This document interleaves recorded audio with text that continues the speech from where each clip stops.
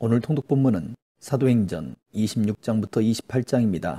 아그리빠 왕에서 변론 겸 간증을 전한 바울은 드디어 로마를 향하게 되지만 여러 날 동안 해와 달이 보이지 않은 상태로 굶주림으로 기력까지 쇠약해지는 상태를 맞이하게 되고 그 죽음의 그림자에 매여 구원의 소망을 포기한 이들에게 소망의 메시지를 듣고 안심시켜 구원에 이르게 하였습니다.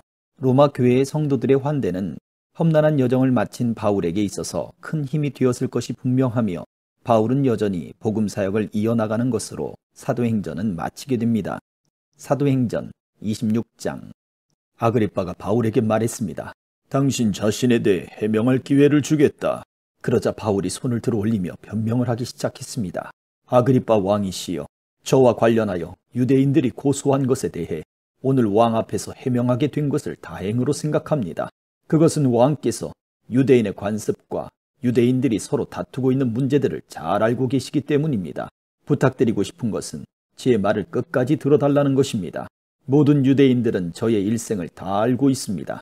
저의 어린 시절부터 시작하여 동족 가운데서 그리고 예루살렘에서 어떻게 살아왔는지 잘 알고 있습니다. 그들이 저를 안 지는 오래되었습니다. 그들은 하려고만 했다면 제가 우리 종교의 가장 엄격한 바리새파 사람이고 바리새파 사람으로서 생활하였다는 것을 증언할 수도 있을 것입니다. 지금 제가 여기 서서 재판을 받게 된 것은 하나님께서 우리 조상들에게 약속하신 것에 대한 소망 때문입니다. 이 소망은 우리 12지파가 밤이나 낮이나 열심을 다해 하나님을 섬기면서 그 약속이 이루어지기를 바라는 것이었습니다.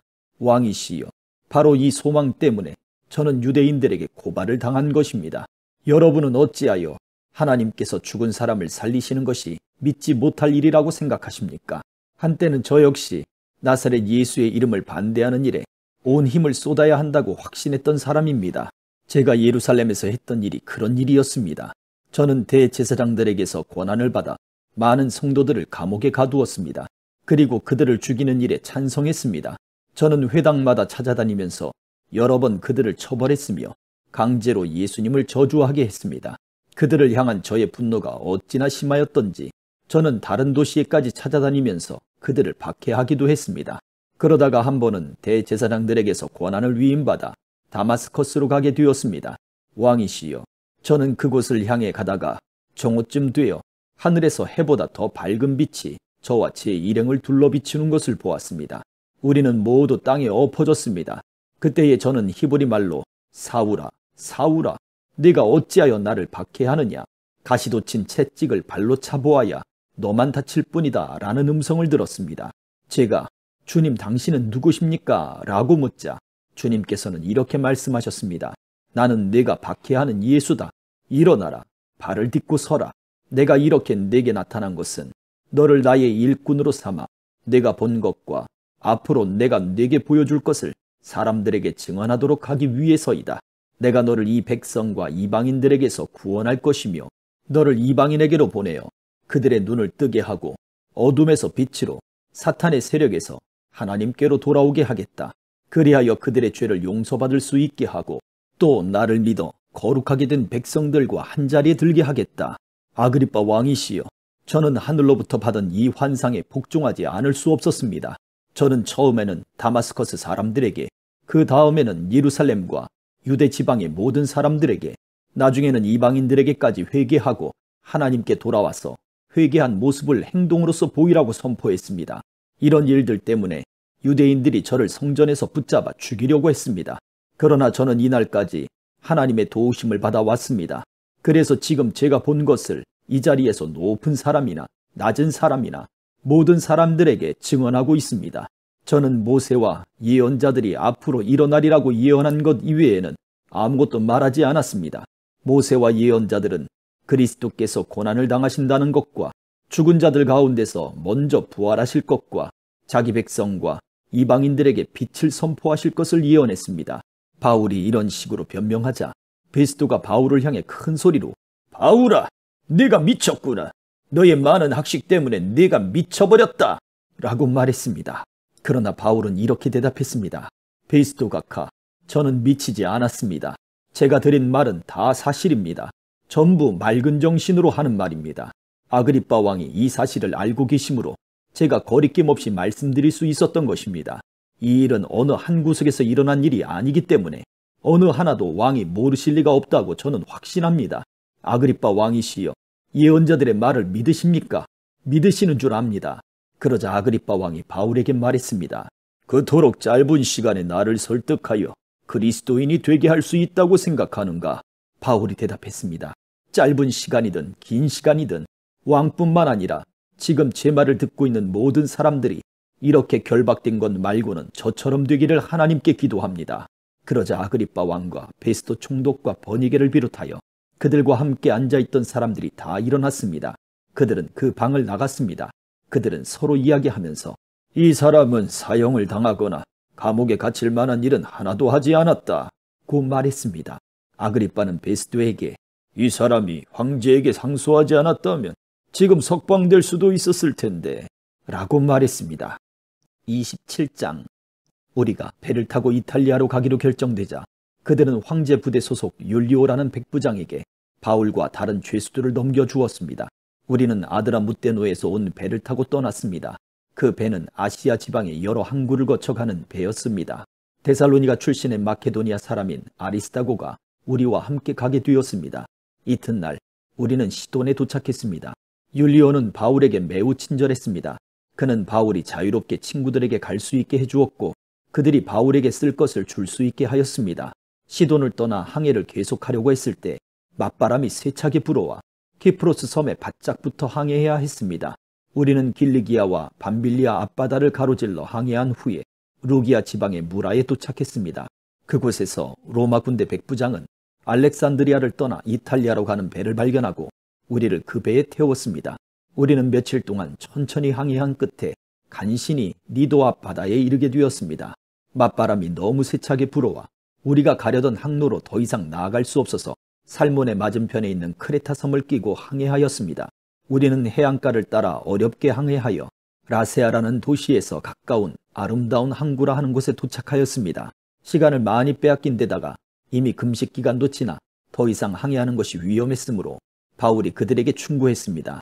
여러분, 계속해서 항해를 하다가는 큰 어려움을 겪게 될 것이라고 생각합니다. 배와 짐만 손실되는 것이 아니라 우리 목숨까지도 잃게 될 것입니다. 그러나 백부장은 바울의 말을 듣기보다는 선장과 선주의 말을 더 믿었습니다. 그 항구는 겨울을 보내기에는 적당하지 못한 항구였기 때문에 사람들은 대부분 그곳을 떠나 베닉스에 가서 겨울을 보내고 싶어 했습니다. 베닉스는 크레타 섬에 있는 항구 도시인데 남서쪽과 북서쪽을 향해 위치한 곳이었습니다. 마침 남쪽에서 순풍이 불기 시작하자 사람들은 자기들의 계획대로 되리라고 생각했습니다. 그래서 그들은 닻을 올리고 크레타 섬 해안을 따라 항해하기 시작했습니다. 그런데 갑자기 유라굴로라고 부르는 폭풍이 섬 쪽에서 불어왔습니다. 배는 폭풍에 휘말려 바람을 거슬러 조금도 앞으로 나아가지를 못했습니다. 그래서 우리는 앞으로 가려는 노력은 포기하고 바람이 부는 대로 배를 내맡기고 표류하기 시작했습니다. 그러다가 가우다라는 작은 섬의 남쪽 방향으로 떠밀려 갈 때에 우리는 간신히 거룻배를 끌어올릴 수 있었습니다. 선원들은 거룻배를 끌어올린 다음에 밧줄로 동염했습니다. 그들은 배가 스르디스의 모래톱에 걸릴까 염려하여 돛을 내리고 배를 바람 부는 대로 떠밀려가게 했습니다. 우리가 폭풍에 너무도 시달리자 이튿날에는 선원들이 짐을 바다에 내던졌습니다. 3일째 되는 날에는 배의 장비마저 내어 던졌습니다. 우리는 며칠째 해도 보지 못했고 별도 보지 못했습니다. 바람은 계속해서 거세게 불어왔습니다. 결국 우리는 살아남을 수 있다는 희망을 모두 포기하고 말았습니다. 사람들이 오랫동안 아무것도 먹지 못하고 있는 가운데 바울이 일어나 그들에게 말했습니다. 여러분, 내가 크레타 섬을 떠나지 말자고 한 말을 들었어야 했습니다. 그랬다면 이런 손해를 입지 않았을 것이고 물건을 잃어버리지도 않았을 것입니다. 하지만 여러분, 이제 제가 권합니다. 용기를 내십시오. 이 배만 잃을 뿐 여러분 중에는 한 사람도 목숨을 잃지 않을 것입니다.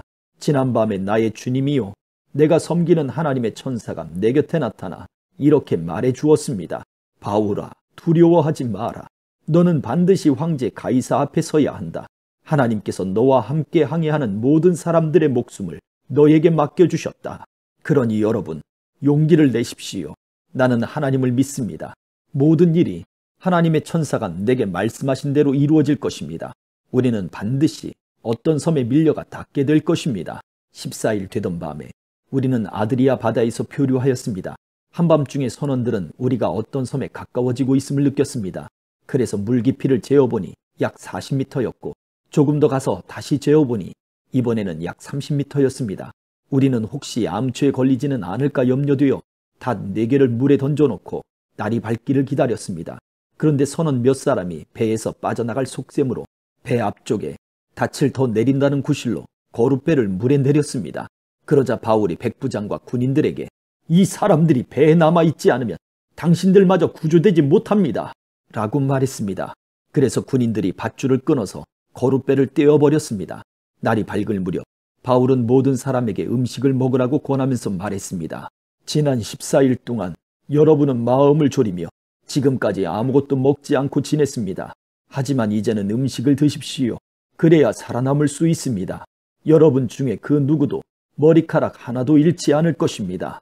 바울은 이 말을 하고서 모든 사람 앞에서 빵을 들어 하나님께 감사 기도를 드리고 빵을 떼어 먹기 시작했습니다.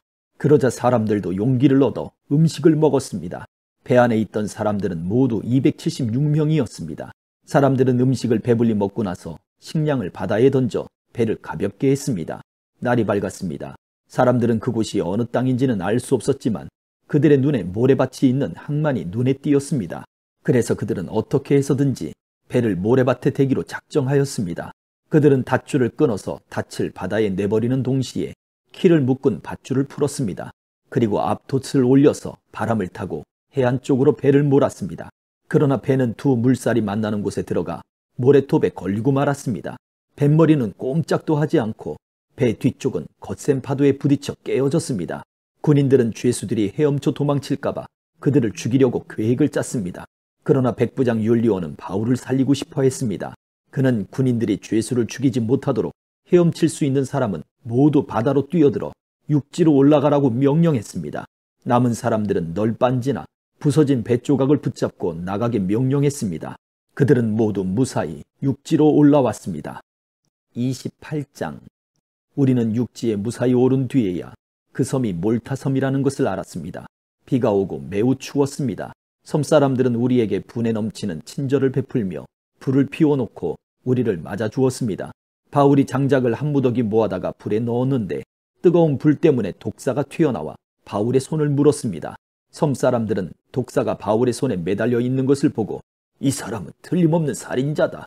바다에서는 살아나왔는지 모르지만 정의의 신이 그를 살려두지 않을 것이다 라며 서로 수군거렸습니다. 그러자 바울은 그 뱀을 불 속에 떨어버렸고 아무런 해도 입지 않았습니다. 사람들은 바울의 몸이 부어오르거나 그가 갑자기 땅바닥에 쓰러져 죽으리라고 예상했습니다. 그런데 아무리 기다려도 바울에게 아무런 일이 일어나지 않자 그들은 바울을 달리 생각하게 되었습니다. 그들은 바울을 신이라고 불렀습니다. 그 근처에 그 섬의 추장인 보블리오가 땅을 소유하고 있었습니다. 그 사람이 우리를 자기 집으로 초대해서 3일 동안 친절하게 대접해 주었습니다. 때마침 보블리오의 아버지가 열병과 이질에 걸려 자리에 누워 있었습니다. 바울이 그를 찾아가 기도하고 그 사람의 몸에 손을 얹어 그를 낫게 하였습니다. 이 일이 있은 뒤에 그 섬에서 병을 앓고 있는 다른 사람들도 바울을 찾아와 고침을 받았습니다.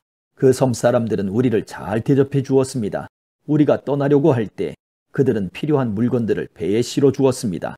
석 달이 지난 후 우리는 그 섬에서 겨울을 보낸 알렉산드리아 배를 타고 뱃길에 올랐습니다. 그 배의 앞에는 쌍둥이 신 표시가 있었습니다. 우리는 수라고사에 배를 대고 3일 동안을 지냈습니다. 그곳을 떠나서는 레기온에 도착했습니다.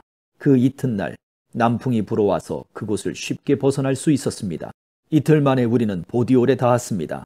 거기서 우리는 신자들을 만나 그들의 초청을 받고 일주일 동안 그들과 함께 지냈습니다. 그런 뒤에 마침내 우리는 로마에 도착했습니다. 로마에 있는 형제들은 우리가 온다는 소식을 듣고 아비오 광장과 새 여관까지 우리를 마중하러 왔습니다. 바울은 그들을 보자 용기를 얻었으며 하나님께 감사했습니다. 우리가 로마에 도착했을 때 바울은 그를 지키는 군인 한 사람과 함께 혼자 지내도 된다는 허락을 받았습니다.